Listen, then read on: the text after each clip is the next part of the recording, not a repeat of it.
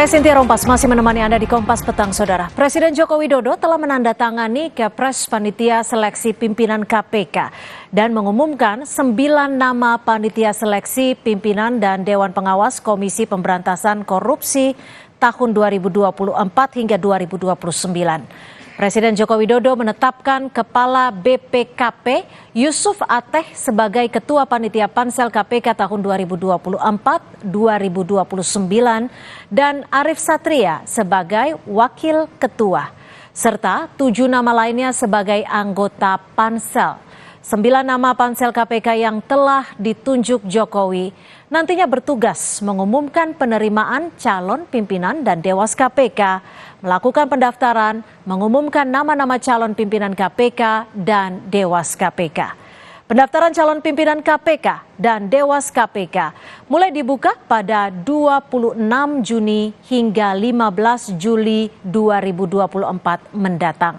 Sedangkan untuk pengumuman syarat dan teknis pendaftaran disampaikan dari tanggal 4 hingga 25 Juni. Sedangkan pendaftaran akan dimulai pada tanggal 26 Juni sampai dengan 15 Juli 2024. Informasi lainnya adalah bahwa panitia seleksi nanti tentu saja akan mengundang seluruh warga negara Indonesia untuk mendaftar sebagai calon pimpinan dan Dewan Pengawas KPK masa jabatan tahun 2024-2029. Pendaftaran calon KPK dan Dewas KPK dimulai pada 26 Juni 2024. Ex-penyidik KPK Yudi Purnomo berharap meminta para panitia seleksi KPK untuk bersikap proaktif saat penerimaan calon ketua KPK maupun Dewas nanti. Ia meminta Pansel kali ini tidak mengulang kesalahan Pansel yang lalu dan berani untuk mencoret calon pimpinan KPK yang bermasalah. Pansel kali ini berani untuk mencoret calon pimpinan yang bermasalah, bahkan dari awal ketika proses pendaftaran dan seleksi administratif. Oleh karena itulah maka kita berharap Pansel pimpinan KPK benar-benar melihat dari sisi rekam jejak, bukan sekedar hanya dari sisi administratif. Termasuk juga harus melihat sejauh mana kualitas pimpinan KPK ke depannya. 9 orang yang ditunjuk Presiden Jokowi sebagai panitia seleksi pimpinan dan Dewan Pengawas Komisi Pemberantasan Korupsi KPK tahun 2024 hingga 2029. Kita lihat ada siapa saja. Muhammad Yusuf Ateh sebagai ketua dan juga merangkap anggota Pansel, yang merupakan Kepala Badan Pengawasan Keuangan dan juga Pembangunan, dan Rektor IPB, Saudara, sebagai Wakil Ketua sekaligus anggota Pansel. Ia adalah Arif Satria. Lalu kita lihat siapa saja anggota dari Pansel ini, 7 orang lainnya. Kita lihat nama-namanya, Saudara. Ada Ivan Yustiananda, kita tahu ya sebagai Kepala PPATK. Serta yang kedua ada Nawal Nelly, komisaris dari PLN. Juga ada Ahmad Erani Yustika, Kepala dari Sekretariat Wapres, dan Ambek Paramarta, Kepala Badan Strategis Kebijakan Kemkumham. Dan juga ada Elwi Daniel, Guru Besar dari Fakultas Hukum Universitas Andalas, serta Reski Sriwibowo, Deputi Direktur Ex Transparency International. Dan yang terakhir ada nama Taufik Rahman, dosen Fakultas Hukum Universitas Erlangga. Itulah ke-9 nama yang nantinya akan memilih siapa yang tepat untuk menjadi pimpinan KPK dan Dewas KPK.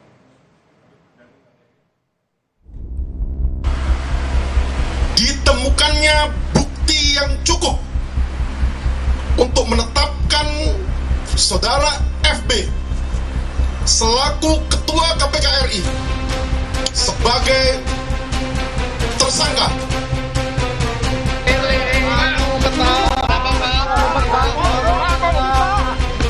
Pak Firly. Pertama kali dalam sejarah sejak berdirinya KPK tahun 2002, ketuanya menjadi tersangka kasus suap hingga gratifikasi. Penetapan tersangka Firly yang terpilih sebagai Ketua KPK tahun 2019 ini bukan hal yang mudah. Buka-bukaan mantan Menteri Pertanian Syahrul Yassin Limpo saat dirinya ditetapkan sebagai tersangka kasus korupsi di lingkungan Kementan inilah yang menjadi awal terungkapnya tindakan Firly yang menerima suap dan gratifikasi dari SYL. Dari pemeriksaan sejumlah saksi dan temuan barang bukti, Polda Metro Jaya akhirnya menetapkan Firly Bahuri sebagai tersangka kasus dugaan pemerasan dan penerimaan gratifikasi atas Syahrul Yassin Limpo. Meski sudah jadi tersangka sejak November 2023, hingga kini Firly belum ditahan. Sebelum Firly, skandal perilaku etik pimpinan KPK melibatkan Komisioner KPK Lili Pintauli Siregar.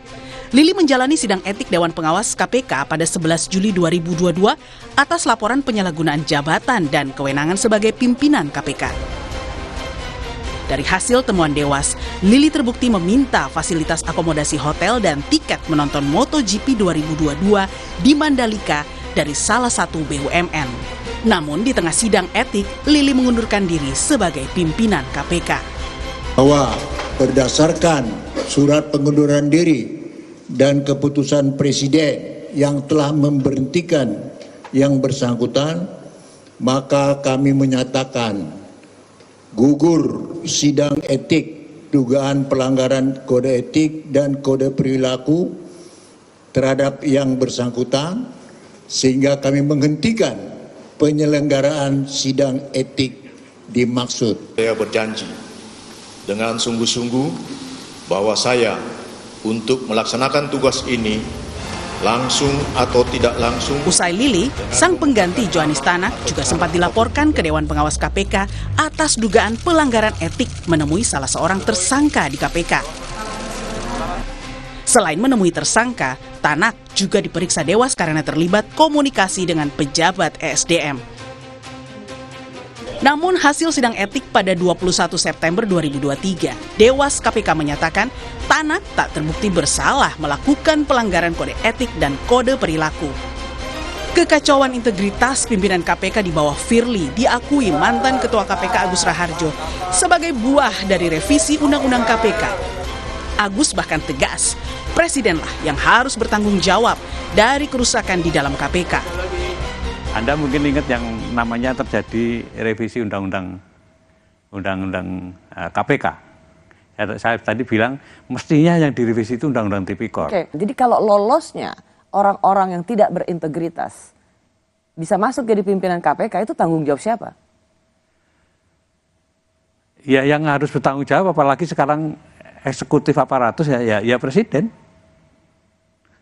Kemudian yang level berikutnya ya pansel.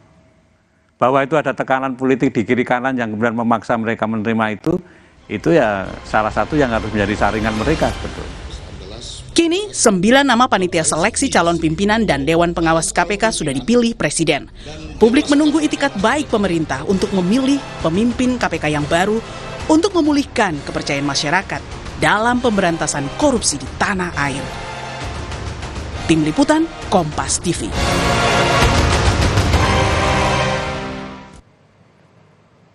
Masihkah publik dapat berharap pada KPK sebagai lembaga anti rasuah yang konsisten dan independen memberantas korupsi di tanah air? Pansel KPK sebagai bagian dari proses menentukan pimpinan KPK dinilai memiliki urgensi penting untuk pembenahan KPK dalam kondisi kinerjanya yang dianggap menurun. Benarkah siapa yang mengisi pansel KPK akan menjadi cermin pada siapa yang akan menjadi pimpinan KPK kelak? Lalu apakah 9 nama pansel KPK yang dipilih Presiden Jokowi mampu menyeleksi pimpinan KPK yang berintegritas dan memahami kondisi untuk memberantas korupsi tanpa tebang pilih? Kita akan bahas bersama peneliti ICW Kurnia Ramadana dan juga PLH Deputi Kepala Staf Presiden Ali Mokhtar Ngabalin. Selamat petang, saat ini baru bergabung Mas Kurnia dan kita masih menunggu Bang Ngabalin untuk bergabung bersama kami di Kompas Petang. Selamat petang, Mas Kurnia, terima kasih sudah bergabung bersama kami. Selamat petang Mbak Cynthia. Ya, Mas Kurnia, ada 9 nama yang dipilih langsung oleh Presiden Joko Widodo. Anda optimis dengan ke-9 nama ini? Ada dua hal penting terkait dengan pembentukan pansel ini, Mbak Cynthia. Yang pertama dari aspek waktu. Kalau kita merujuk tahun 2019 yang lalu, Presiden sudah membentuk pansel pimpinan itu sejak pertengahan Mei. Namun tahun 2024 molor dan lambat hingga baru diumumkan pada tanggal 30 Mei. Tentu ini berdampak pada rentang waktu pencarian, berdampak pada bagaimana masyarakat bisa berkontribusi aktif. Sedangkan mereka tahun 2024 tidak hanya mencari 5 pimpinan, namun mereka juga harus mencari 5 orang anggota Dewan Pengawas. Itu yang pertama. Kemudian yang kedua dari sisi komposisi pansel. Mbak Cynthia, kalau diperhatikan, pansel bentukan Pak Jokowi ini didominasi oleh pemerintah. Perwakilan pemerintah 5 orang, sedangkan perwakilan masyarakat hanya 4 orang. Tentu ini menjadi krusial, Mbak Cynthia, sebab ini kondisi KPK hari ini bukan kondisi yang normal. Tadi paket berita Kompas TV sudah menjelaskan betapa bobroknya integritas dan kinerja KPK 5 tahun terakhir.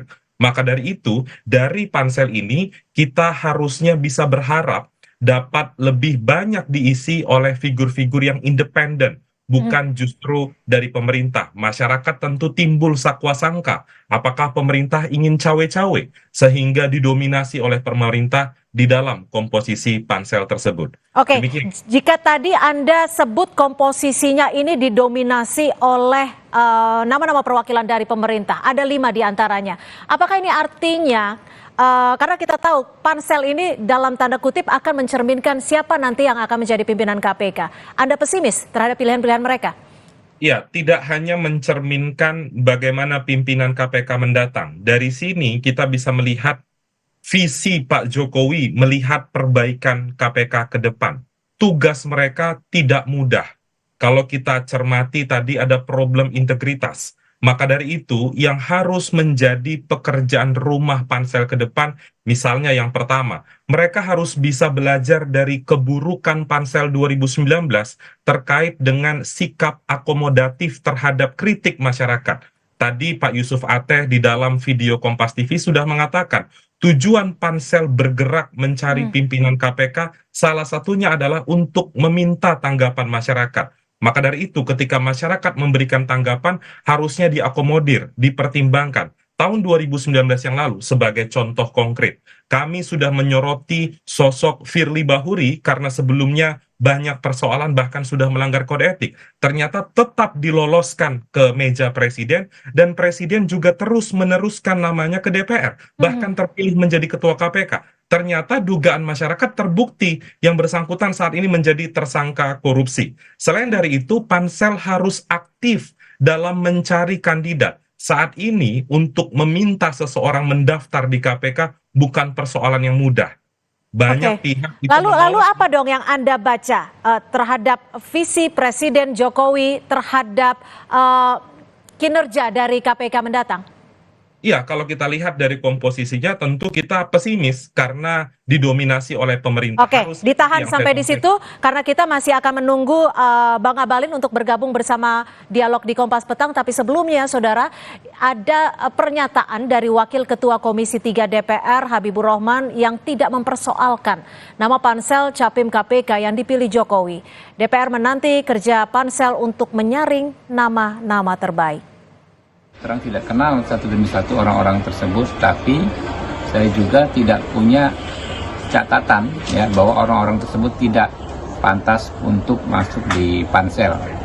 Jadi dari manapun latar belakang orang tersebut, yang lebih baik kita tunggu saja kerja mereka ya, dan toh mereka juga menyatakan siap menerima masukan dari masyarakat. Semoga hasil kerja mereka maksimal sehingga kami di Komisi 3 ketika membahasnya kelak sudah banyak calon-calon yang berkualitas.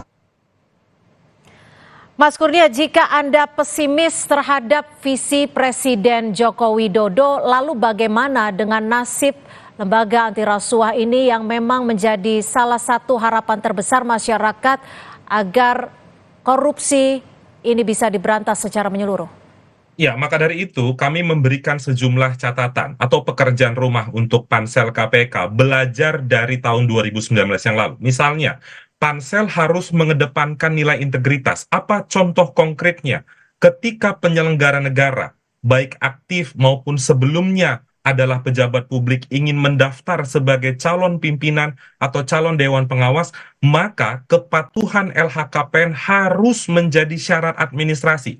Tatkala mereka tidak patuh, baik terlambat atau tidak melapor, orang itu harus digugurkan. Karena kita sedang mencari punggawa-punggawa pemimpin KPK mendatang yang menjunjung tinggi nilai integritas. Itu satu. Kemudian, dalam aspek rekam jejak, tentu kita tidak hanya berbicara rekam jejak hukum, namun juga rekam jejak etik. Harus benar-benar diperhatikan pansel ke depan, karena lagi-lagi belajar dari tahun 2019 yang lalu, banyak sekali aspek integritas dan rekam jejak yang mereka abaikan. Selain itu juga aspek transparan dan akuntabel itu harus benar-benar dipegang oleh pansel pimpinan dan dewas sekarang. Mas Kurnia, dari 9 nama yang saat ini sudah masuk sebagai pansel KPK, menurut Anda siapa yang paling berintegritas? Ya, saya tidak bisa berbicara satu persatu, namun saya menyoroti secara menyeluruh dalam aspek komposisi di mana didominasi oleh pemerintah. Masyarakat sebenarnya dapat dengan mudah untuk melacak bagaimana rekam jejak mereka dalam konteks pemberantasan korupsi. Namun yang jelas ada beberapa nama yang ICW lihat sepertinya jarang berbicara tentang isu pemberantasan korupsi. Oke. Baik, sudah bergabung bersama kami Bang Ali Mohtar Ngabalin, PLH Deputi Kepala Staf Presiden. Bang Ngabalin, terima kasih sudah bergabung bersama kami di Kompas Petang. Bang Ngabalin, tadi ICW menyebut komposisinya didominasi oleh pemerintah, 5 orang diantaranya, 4 dari perwakilan masyarakat. Dan ICW melihat ada sedikit pesimis terhadap perbaikan di tubuh KPK melalui pansel KPK ini. Apa yang Anda bisa respon? Ya, nggak apa-apa ya, nggak apa-apa. Yang pasti bahwa apa yang telah ditetapkan kemudian diputuskan oleh Presiden dalam mengangkat para pansel ini berdasarkan peraturan pemerintah, berdasarkan regulasi yang ada, memang prosesnya sudah berjalan sesuai dengan apa yang diharapkan, karena memang pada waktu menetapkan calon pansel ini juga tidak serta-merta kemudian diputuskan oleh Presiden, tetapi ini juga memang dari hasil konsultasi, bicara, ngobrol dengan banyak pihak yang tentu saja ini bukan untuk pertama kali bagi pemerintah, bagi Presiden dalam menetapkan hal-hal seperti begini. Jadi saya kira tentu saja pesimis iya, bahwa khawatir iya, tetapi kan Presiden juga dan pemerintah akan memberikan yang terbaik terkait dengan apa-apa yang menjadi tugas dan tanggung jawab pemerintah, termasuk di dalamnya adalah menetapkan calon pansel ini. Tapi Bang Ngabalin, dari 9 nama ini, apa sih dasar utama Presiden memilih ke-9 nama ini, dan apa yang menjadi dasarnya pula komposisinya 5 dari perwakilan pemerintah? Ya, tentu saja bahwa bagi Presiden, seperti yang saya selalu sebutkan, bahwa untuk dan atas nama negara, pemerintah dalam melakukan rekrutmen ya terkait dengan komposisi ini kan seperti tadi saya bilang bahwa pemerintah telah melakukan koordinasi dengan banyak pihak ya, termasuk menghubungi tokoh-tokoh masyarakat sipil yang menjadi pansel ya, tetapi keputusannya juga kan kembali kepada masing-masing. Begitu juga ya, saya juga ingin menyampaikan bahwa komitmen pemerintah, komitmen Presiden untuk memilih pansel yang punya integritas, dia punya kapasitas dan juga profesional agar dapat berlangsung dengan baik dalam menetapkan panitia kerja yang baik dan menghasilkan para komisioner yang memiliki kompetensi dan menempatkan KPK itu menjadi satu lembaga yang kuat. Oke, Mas Kurnia, kalau tadi ya wajar saja, boleh saja pesimis, tapi nanti akan dijamin, maksudnya akan usahakan sedemikian rupa untuk mendapatkan pemimpin yang baik. Tapi kalau dari harapan ICW, nama siapa sih yang paling diharapkan masuk di pansel KPK ini? Adakah dari ke-9 nama yang sudah dipilih? Ya, Mbak Cynthia, persis ucapan Bang Ngabalin itu juga disampaikan tahun 2019 yang lalu. Pemerintah komitmen mendukung KPK, menginginkan KPK yang kuat, berharap komisioner yang baik dan berintegritas. Namun masyarakat trauma dengan pernyataan-pernyataan itu. Sebab buruknya KPK hari ini justru salah satu sponsornya adalah pemerintah melalui revisi Undang-Undang KPK dan juga memasukkan pimpinan-pimpinan KPK bermasalah. Jangan lupa Mbak Cynthia, 2 orang yang ditayangkan Kompas TV tadi melanggar kode etik, 1 Firly Bahuri, 2 Lili Pintauli itu dipilih oleh Pak Jokowi, dikirimkan namanya dari Pak Jokowi ke DPR. Maka dari itu harapannya memang itu tidak hanya lip service saja, apalagi. Jadi Anda menilainya bahwa komitmennya ini terbengkalai seperti itu? Singkat? Wajar. Oke, gimana Bang Ngabalin? Iya, Ada nama Bu Lili, urusannya Pak Firly? Urusannya boleh dong kalau begitu teman-teman apa ini? ICW. Organisasi apa? ICW. Indonesia Corruption Watch. Bikin surveinya, kemudian kasih tahu kepada rakyat Indonesia. Tapi Bang Ngabalin, ini kan nggak perlu survei, sudah diberitakan soal Bu Lili dan Pak Firly. Cynthia, kalau dia bilang bahwa masyarakat trauma, masyarakat mana? Masyarakat mana yang bilang itu trauma dengan KPK? Yang tadi si Kurnia bilang itu. Yang mana yang dia bilang? Kalau Firly yang dia sebut, udah. KPK itu lembaga negara, Anda usah bawa kepada urusan-urusan pribadi untuk kepentingan bangsa dan negara dalam pemberantasan tindak pidana korupsi. Masyarakat mana yang dia maksud? Lembaga survei mana atau institusi mana yang dia pakai kemudian menyebutkan masyarakat? Lembaga survei indikator politik yang dipimpin oleh Profesor Burhanuddin Muhtadi. Bilang, bikin. Tahun ada, dan tingkat kepercayaan masyarakat kepada KPK anjlok. Tidak pernah dia punya pikiran dan positive thinking terhadap kerja-kerja sebuah lembaga negara untuk kepentingan anti rasuah lembaga seperti ini. Kalau pemerintah untuk dan atas nama negara kemudian menempatkan tim pansel seperti ini, atau kalian yang dulu jadi panselnya, kasih tahu dari awal supaya bisa bikin dengan baik ini KPK-nya. Kalau untuk dan atas nama negara kemudian regulasinya menunjuk pemerintah, kemudian menunjuk panselnya, kalau orang semua bermasalah, terus yang mana yang kau bilang tidak bermasalah? Mas Kurnia, kalau dilihat dari skor indeks korupsi, berapa sih di angka kita Indonesia saat ini? Turun, stagnan, atau lebih baik? Memang apa yang saya sampaikan tadi, singkat saja, bisa saya pertanggungjawabkan. Indeks persepsi korupsi kita stagnan. Indeks persepsi korupsi kita anjlok 3 angka dari tahun 2019.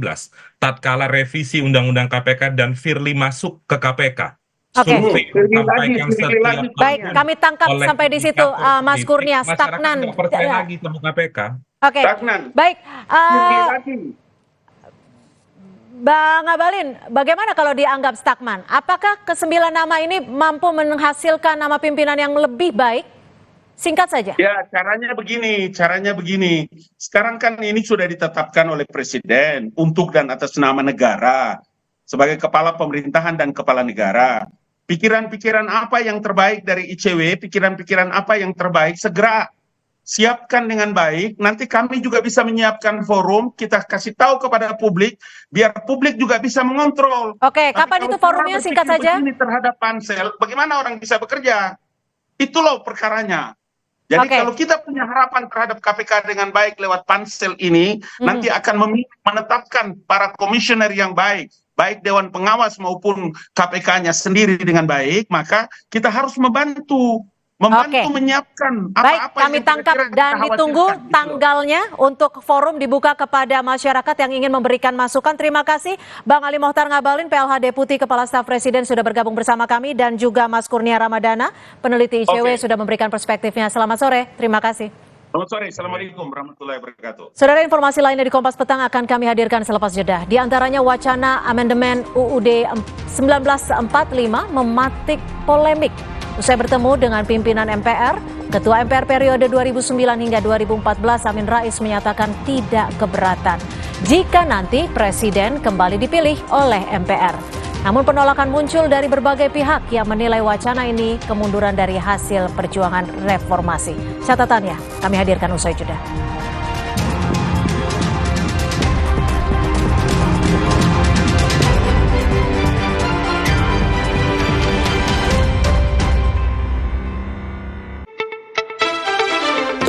Belum sarapan? Belum dong. Berani ngopi? Berani dong. Luwak Hitam Premium lebih nyaman diminum karena dibuat dengan metode slow roasting, menciptakan kopi premium dengan pH level yang lebih netral. Luwak Hitam Premium harum nikmat nyaman diminum. Meskipun belum makan, perut tetap nyaman. Luwak Hitam Premium bukan kopi biasa. Harum nikmat, nyaman diminum. Ayo, tegukin sebuah Indonesia. Aku pilih Morinaga.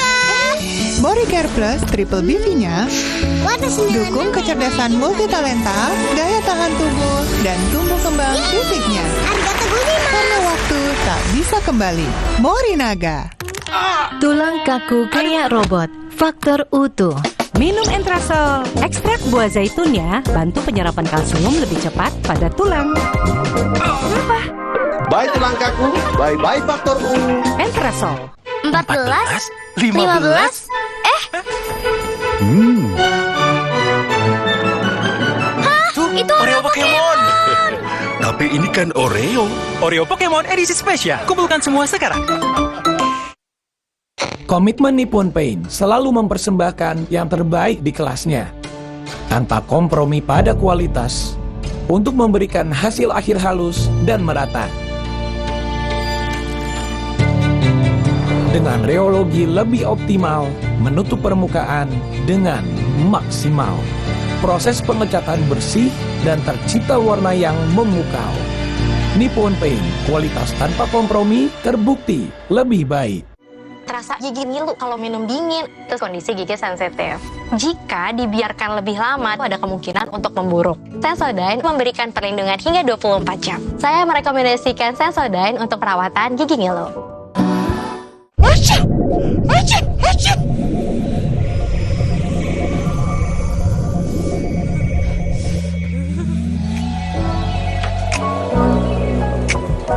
Ultra Flu.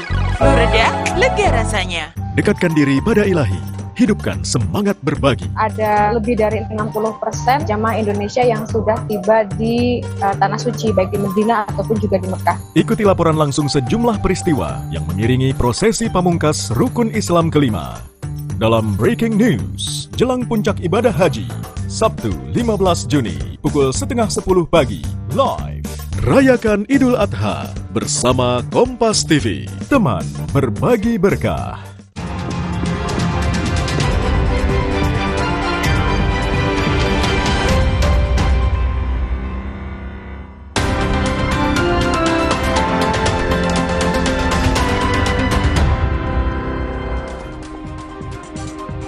Terima kasih, saya Cynthia Rompas masih menemani Anda di Kompas Petang. Saudara, wacana amandemen Undang-Undang Dasar 1945 memantik polemik. Usai bertemu dengan pimpinan MPR, Ketua MPR periode 2009-2014 Amin Rais menyatakan tidak keberatan jika nanti Presiden kembali dipilih oleh MPR. Namun penolakan muncul dari berbagai pihak yang menilai wacana ini kemunduran dari hasil perjuangan reformasi. Kami bahas dalam catatan Kompas TV kali ini. Bersama saya Cynthia Rompas. Salah satu isu yang mengemuka saudara dalam wacana amandemen Undang-Undang Dasar 1945 kali ini adalah dikembalikannya proses pemilihan presiden ke lembaga MPR.